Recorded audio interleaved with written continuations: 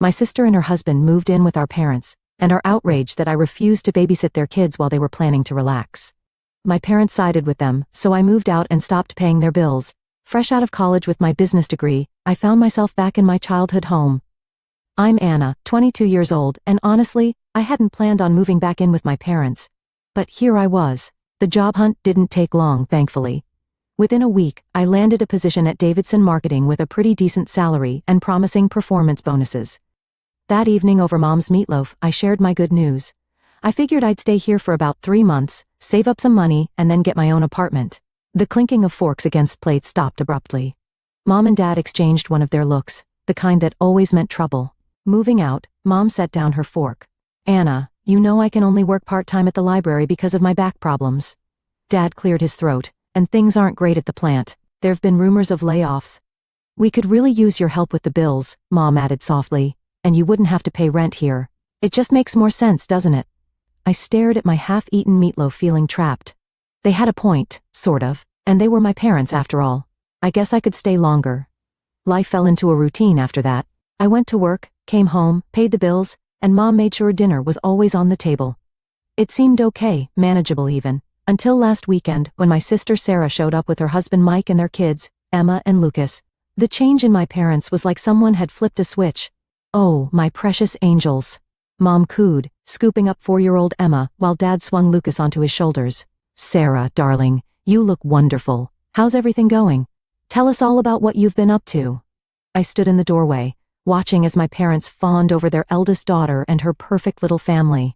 The way they hung on her every word, asking for details about the most mundane things, how her garden was doing, what new words Lucas had learned, how her book club was going. They'd never shown that kind of interest in my life. Not even when I made Dean's List, or won the business school's leadership award.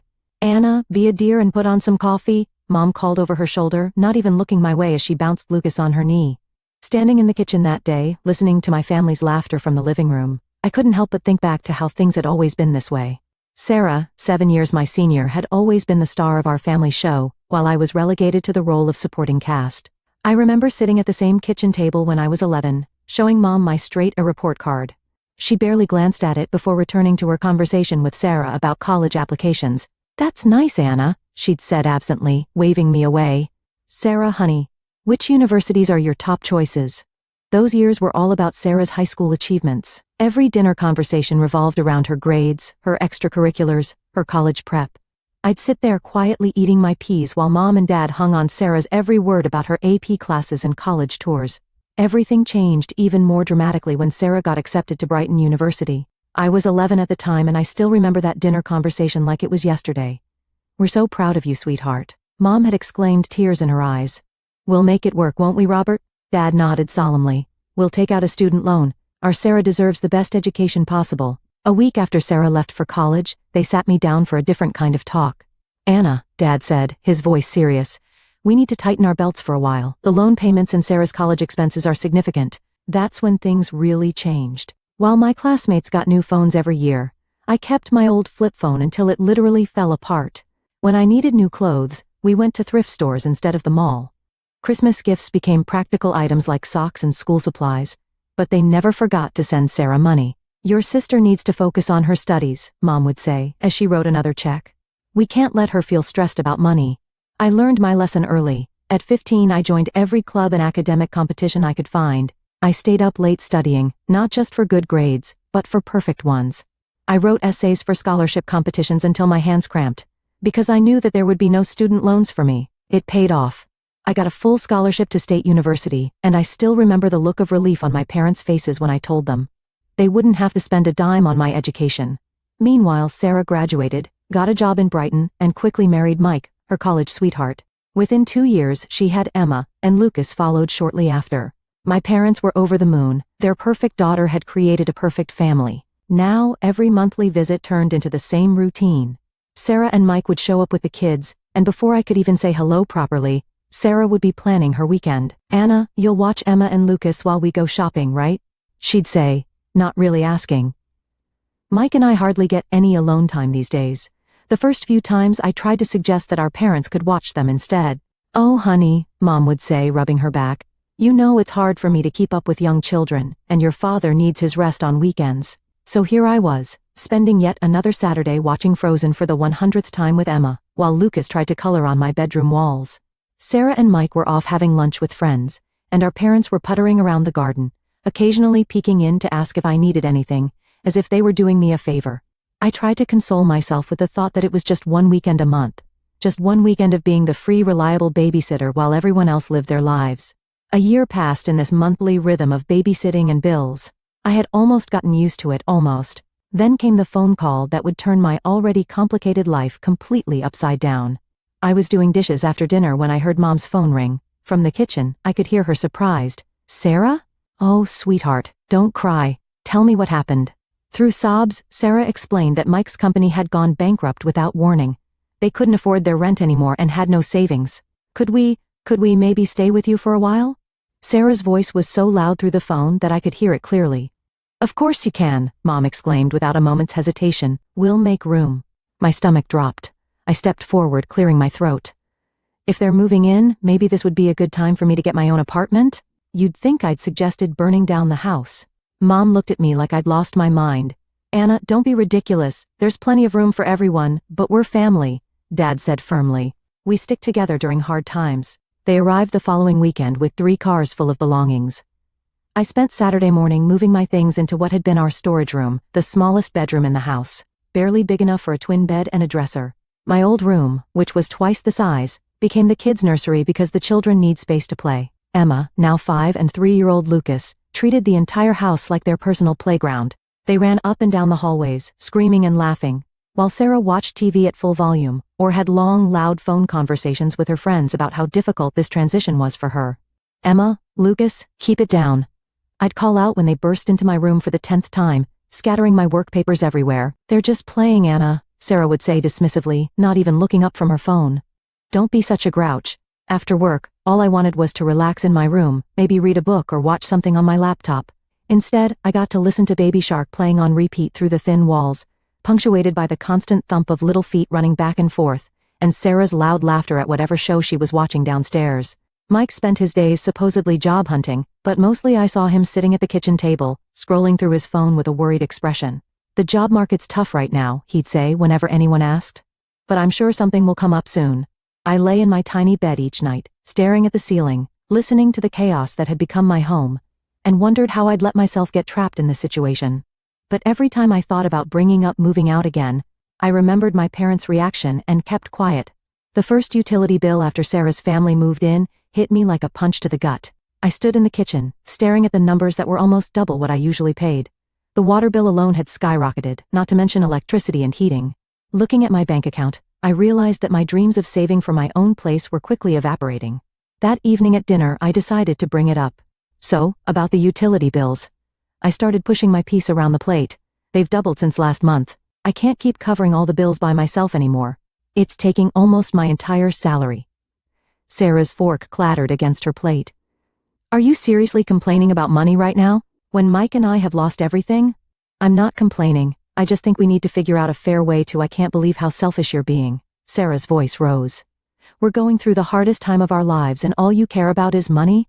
"Sarah's right, Anna," Mom jumped in. "Family helps family. That's what we do." Dad nodded solemnly. "Your sister and Mike need our support right now. This isn't the time to be counting pennies." I looked down at my plate, swallowing the words I really wanted to say. "Fine. Never mind." A week later, Mike finally got a job at an insurance company. It paid less than his previous position, but at least it was something. I thought maybe things would start getting better. I was wrong. It's so hard being alone with the kids all day. Sarah started complaining almost immediately. "Mike leaves at 8 and doesn't get back until 6. I never get a break." Then it started. Small requests at first. "Anna, could you watch the kids for an hour while I run to the store? Anna, would you mind keeping an eye on them while I take a shower?" Before I knew it, these small favors had snowballed into something much bigger. I'd come home from work to find Sarah already dressed up to go out. "Oh good, you're home," she'd say, grabbing her purse. "Mike and I are meeting friends for dinner. Emma and Lucas already had their snack, but they'll need dinner in an hour. We'll be back by 10. Weekends became my personal nightmare. Sarah and Mike would casually announce their plans on Friday evening. A shopping trip, lunch with friends, a movie date, leaving me with the kids for hours. Mom and Dad conveniently started visiting relatives more often, usually disappearing right after Sarah and Mike left. So there I'd be weekend after weekend, trying to keep Emma from drawing on the walls while Lucas had another tantrum because I cut his sandwich the wrong way. I'd spend my Saturdays cleaning up toys, making mac and cheese, and watching endless repeats of children's movies. By Sunday night, I'd be exhausted, my house would be a mess, and I'd still need to cook dinner for everyone. One evening, after a particularly exhausting weekend of childcare, I finally worked up the courage to say something at dinner. "I need to talk to you all," I said, setting down my fork. "I'm really tired. This situation with the childcare isn't working for me." Sarah's head snapped up, her eyes narrowing. "What do you mean, isn't working?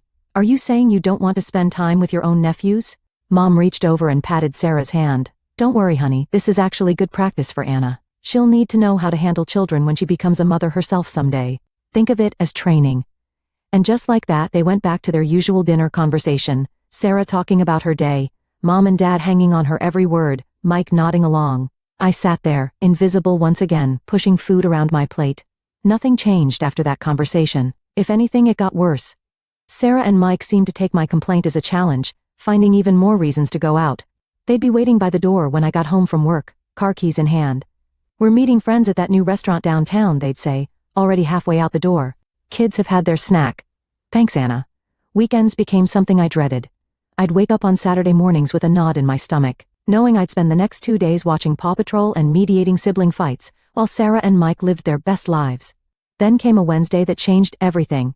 I was at my desk at work, trying to focus on a marketing report despite my exhaustion, when my friend Rachel stopped by my cubicle. "Hey, wanna do something fun this weekend?" she asked, perching on the edge of my desk. "A bunch of us are going to the Pine Ridge Ski Resort. Just a quick weekend getaway, leave Saturday morning, come back Sunday night. The slopes are supposed to be perfect right now."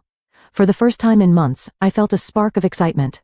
Friday evening, I was in my tiny bedroom packing my duffel bag, actually feeling happy about an upcoming weekend for once. I had just folded my warmest sweater when Sarah appeared in my doorway. "What are you doing?" she asked, eyeing my half-packed bag. "Packing for a ski trip," I replied, rolling up my thermal socks. "Going to Pine Ridge with some friends from work." Sarah's face darkened. "You need to cancel."